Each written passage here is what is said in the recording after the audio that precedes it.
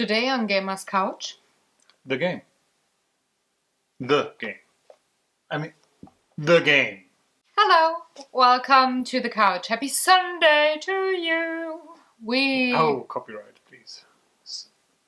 There's no copyright on that song anymore. It's in public domain. Welcome to the Gamer's Couch, where we talk board games every week.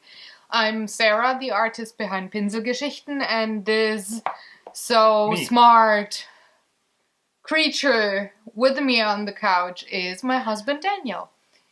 Usually he's nice, but once in a while he's being a smartass. No, usually is a very broad term in that regard. All the other days of the week, you're actually pretty nice. Because, well, we didn't see most of each other during in the last 7 years. Yeah, right, great. Yeah, he was really nice when he was not there. That makes sense. Not true. Today we're talking about a board game called The Game, which might have confusions when it comes to title and stuff like that, but don't worry. You may have heard about this, and let's answer the obvious things first off. Number one, this is not the board game adaptation of a movie with Michael Douglas where horrible things happen to you. Second, this is not a game about the internet meme about the game, which you obviously lost. And three, yes, this is the game that is on the Spiel des Jahres nominee list. In obviously the category for most generic name of a board game available. No, in all honesty, this is on the list for Spiel des Jahres 2015. See, my German horses weren't just going through with me. And in case you're wondering, yes, this is the German box. So it is called The Game in Germany, which, frankly, this still makes it a quite generic title, even in Germany. It's I mean, it could have been Das Spiel, but then everybody's like, well, how do you pronounce that? Well, The Game. The Game. Yeah, Tegame. Sounds a bit like origami, but with cutting. Anyways, if you're new to this vlog, let me tell you how the video goes. First off, we are silly for maybe 2 minutes. Check, done that already. Then we go into rules and gameplay of the specific game on the couch. Yes. If you know what I mouthed, I hope you agree with me. Then we talk about likes and dislikes of the game. Go on. I hate you. And then we wrap up the video by talking about funny stories and experiences that we had with a certain board game of the week on the couch, you know? And now... Shall we talk about the game? Hold it. It might... You know, the fine marketing. Marketing is superb. But what I wanted to add is not only the first 2 minutes of the video are silly or goofy, but usually once we segue into the likes and dislikes section, we are not... Well, we're serious, but we're silly as well. So hold on if you like to laugh. Fast forward if you want to go to the serious stuff to another video by another one. Shall we get started? Yes. Okay. Tell me about the game. So, the game which says play as long as you can. And also says this is surprisingly a co-op game. So you're playing with someone, or you can play solitaire just by yourself. With the little box, it's no surprise, but this is purely a card game that asks you to put 4 special cards on the board, which are these. And your turn will be nothing else but playing cards to either decrease the number that's on this pile from 100 to down to 2, or increase the number that's on this pile. So you have these 4 cards laying down. These kind of indicate the 4 piles that you have available. Depending on the number of players that you are, you draw a couple of these cards. There's 97. That's number 2.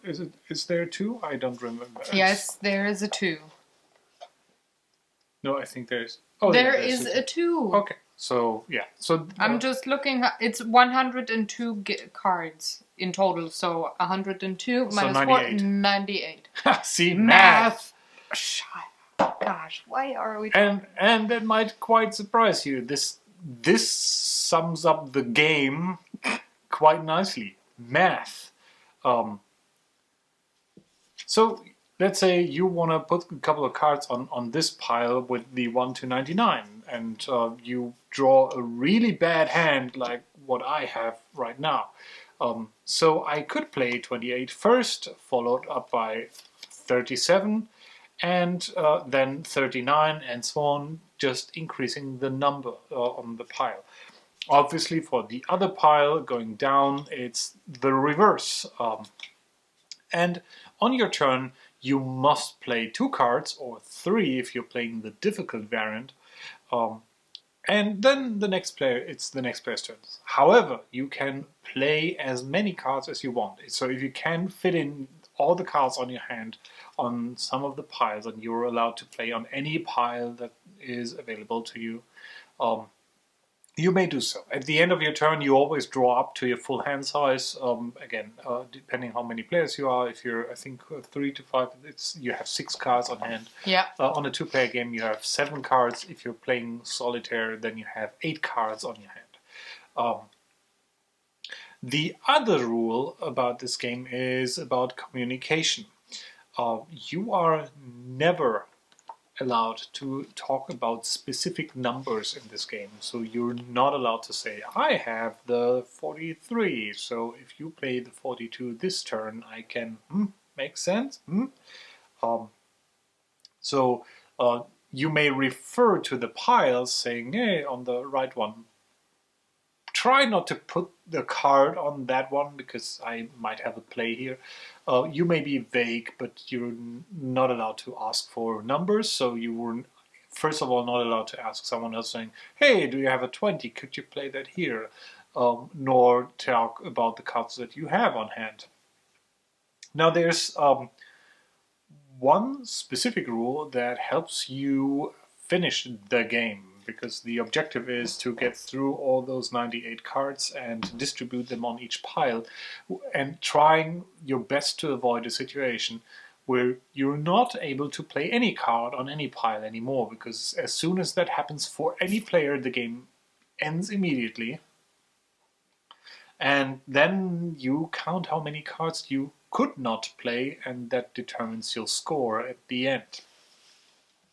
Now, that special rule I was talking about is you are allowed to jump back in terms of the numbering. So if you're on the 1 to 99 pile, you could play a 53, and if you also happen to have a 43, you can play the 43 on the 53. So as long as you have a value that is exactly 10 lower on the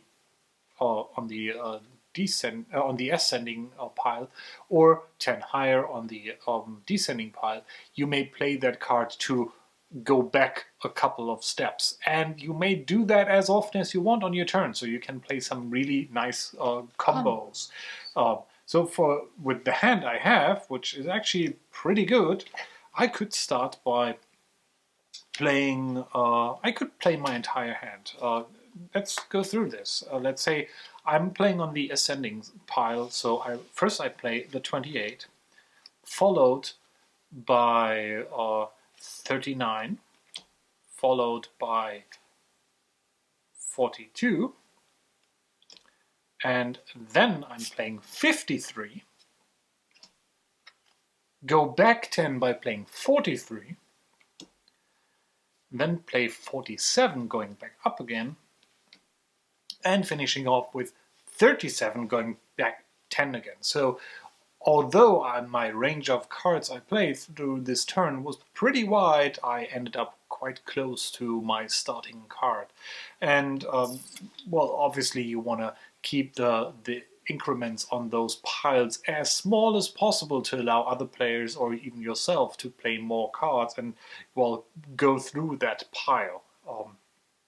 And sometimes it's worth keeping a couple of cards if you suspect that they might come in handy and you could go back 10 or something like that. That's it.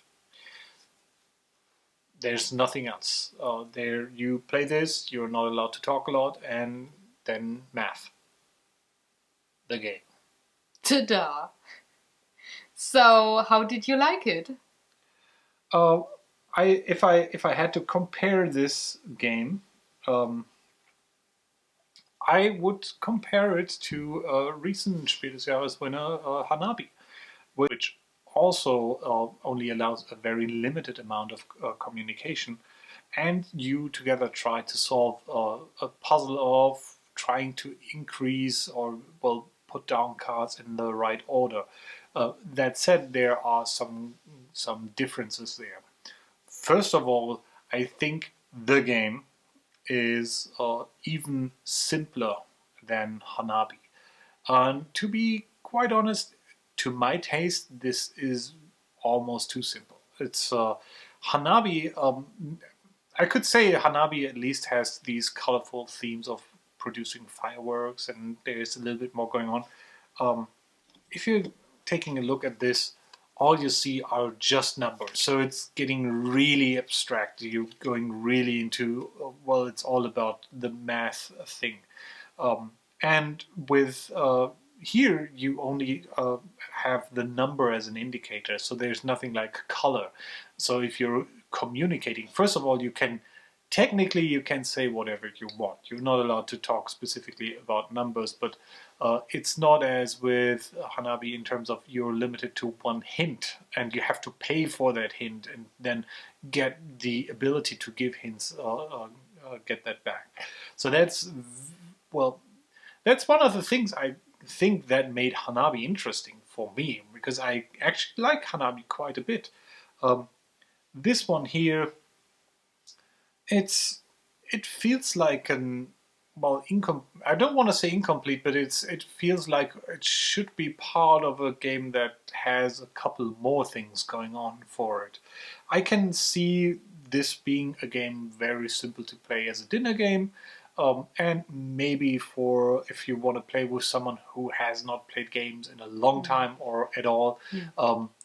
Also, I think that this might be a nice game. It says 8 years and up, so playing this with kids might be pretty cool if you want to train them a little bit in terms of math, and it's not too difficult. I mean, I would assume that a kid would be able to recognize, oh, this card is 10 points higher or lower than the other one. I can play something doing that.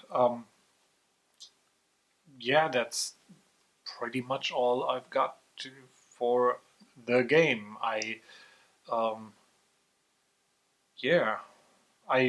mean, I'd be surprised if this wins Spiel des Jahres. I think there are other games on that list that are as approachable, which is the word about kind of.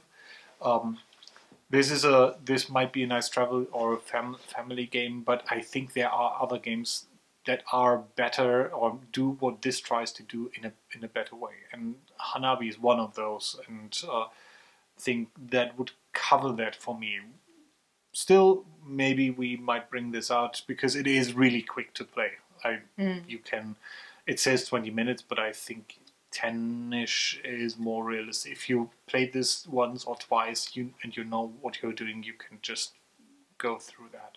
And maybe I'm just not the target audience for that. I guess that's one point. Yeah, we're not the target audience. Oh, we. So you. No, I'm you, either. you just dropped your opinion. No.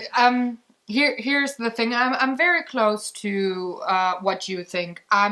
This is not going to be one of my favorite games. I also see it in the same realms as I see Hanabi, but Hanabi has one thing that it does way better than the game. On the other hand, the game has something done very cleverly. So what Hanabi has done better is keeping you engaged. Since you're not seeing your own cards, you really have to be there with the two of us playing this game. I see my cards, and I can only do so much anyways with the cards I have. So I can zone out, but not enough to... It's not a podcast game. I can't listen to a podcast with it, because I have to listen to what you say. Or I have to check what you do. You're actually... Hanabi forces the communication. It forces the communication. This one requires it's optional. You could play some communication. I think the game is nicer if you communicate somehow. Playing it totally silent, you will probably not ever have a good ending of the game, like around 10 cards. Unless you can really just talk by using telepathy or something. But I'm not capable of that. Anyways, this just sits in a very weird spot for me. It's a dinner game, yes, but you actually have to be somewhat present at the table. You can't zone out, you can't listen to a podcast, and it's not as engaging as other games are. So it could be, well, I don't want to say boring at one point, but I might doze off anyways, because there's nothing funny to look at, because it's a very abstract game.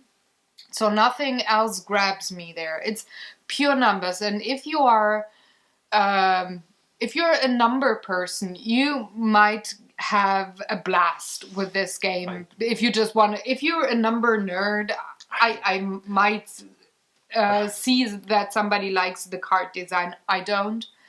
And it's okay. However, it did two things right. One thing is, it has the numbers in all four corners. What I hate about very, very many card games is that they are made for right-handed people, which means that I can't see the little icons the way a lefty holds cards. It also works for left-handed bats, so if you're upside down and have to... Please go on. I love him, but sometimes I hate him.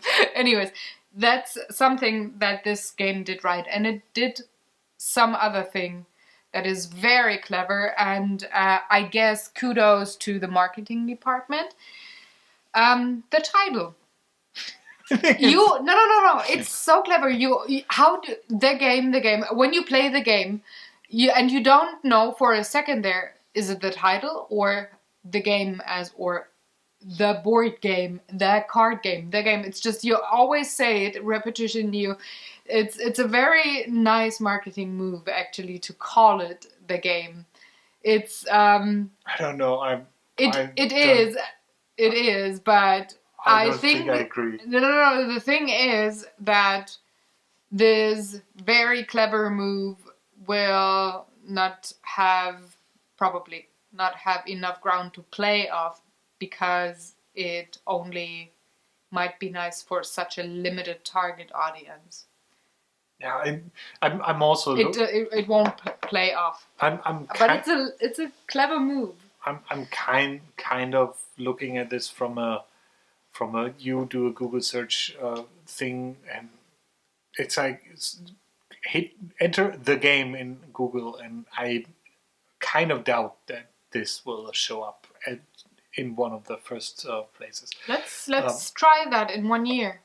That said, And the other thing you have to consider with this is, would you pick this up or would you take a look at this if you saw that at a store? And I mean, this kind of goes into a marketing discussion. It has nothing to do with the game, but it still kind of does. And even then, to me, it just It's Uno. Yeah, but Uno has. It looks like Uno. But Uno does look interesting. It has colors. This is just like, hey, Red Skull guy. No. This is Uno Gothic style or something. Eldritch Uno. I don't know. Maybe this. I guess we're not the target audience. Yeah, I was. So I don't think that I would look at this.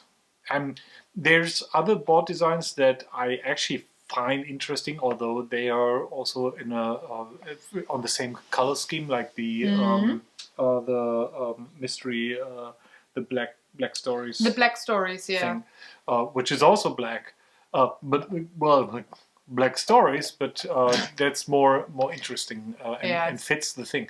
This kind of promises you a horror or something mystery thing, and with the subtitle, play as long as you can, and then you find out it's math. It's numbers. The game, I like math. Yeah. But dovetailing off what you said, if you are a number person, then I still think this is kind of boring with you have to go 10 back or 10 forward. If it would be something like, you have to go, if someone played a prime number and then you can go to the next prime, then I think this game is targeted for people that really like to play solitaire. Yeah, that might be. And I could actually see my dad playing this game because he's a solitaire kind of person. He really, really likes it and he loves numbers. So I think he might be the target audience. We are not, because we like either some more cool stories, some more cool artwork, or some more complex game added to whatever.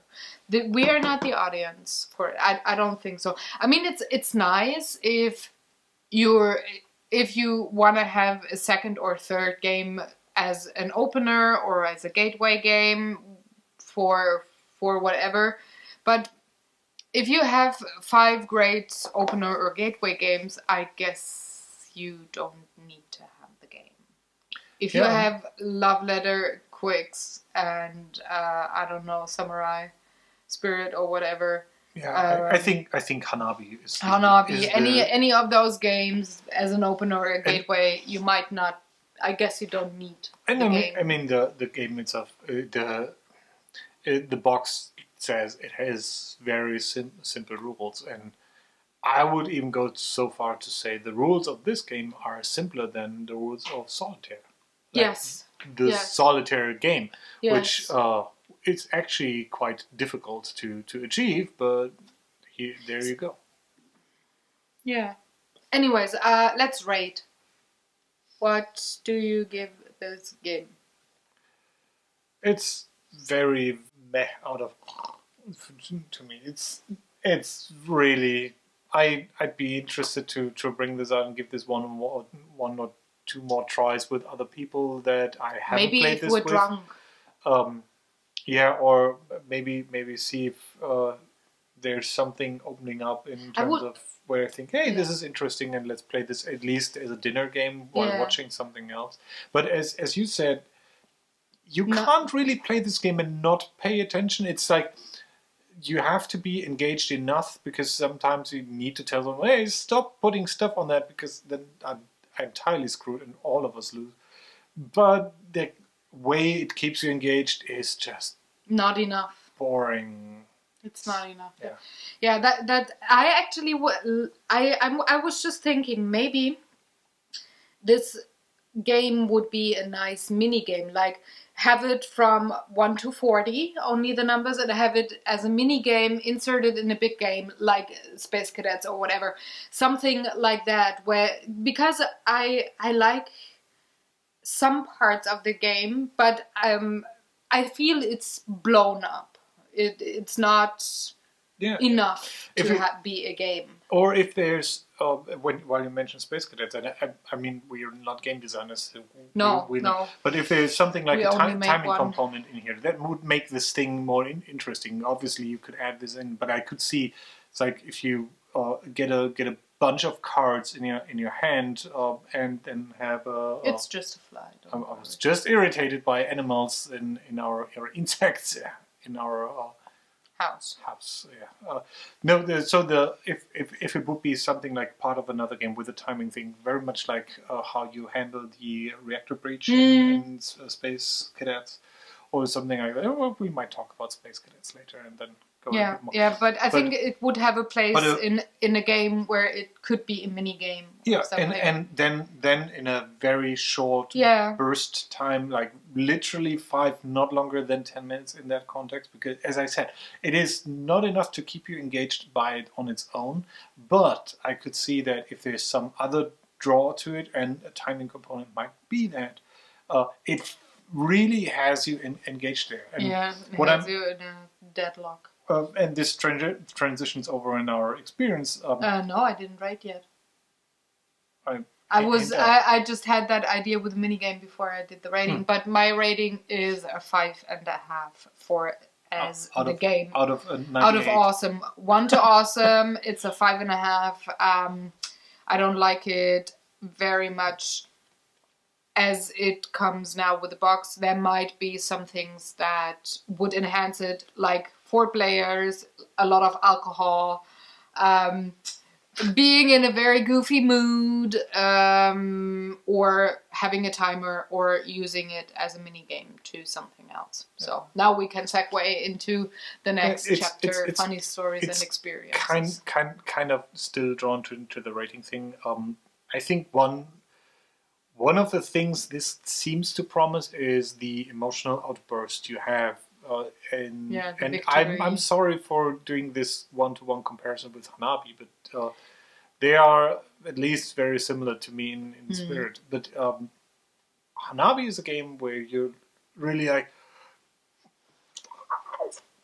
and then you're not allowed to say something. And here it's like, I want to now. Yes, that's an emotional response, but that's not I guess not the thing the designers were looking for.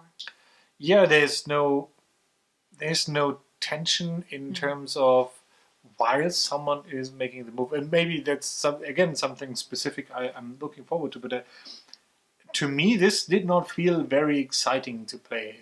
To me, this is it's a puzzle. Well, and given almost all co-op games are puzzles, but this is like a.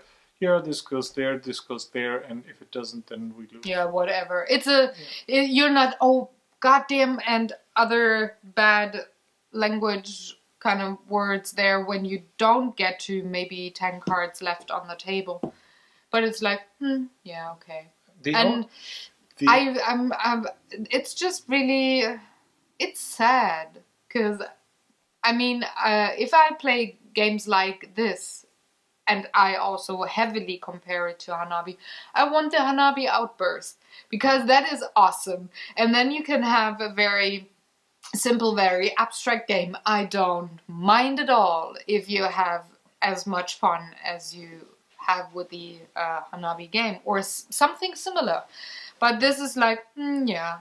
So what you'll get is probably all the frustration, none the fun. Well, it's kind of very depressing statement, but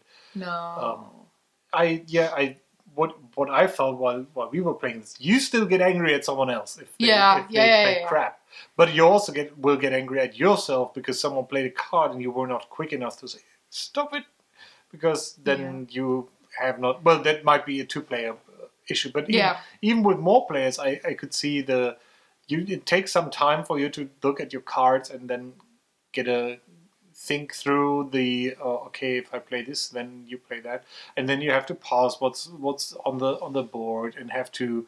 Then suddenly someone plays a card that is 10 off from what you have, and you want to at least say stop. But yeah, that's what you said. You have to pay attention, but not really as much attention in.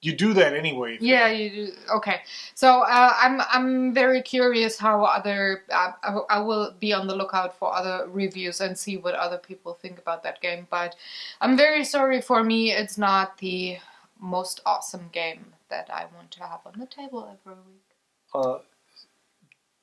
Some really minor but still cool things. The manual. That's the manual, and I think it pretty much reflects the game in terms of it's very simple.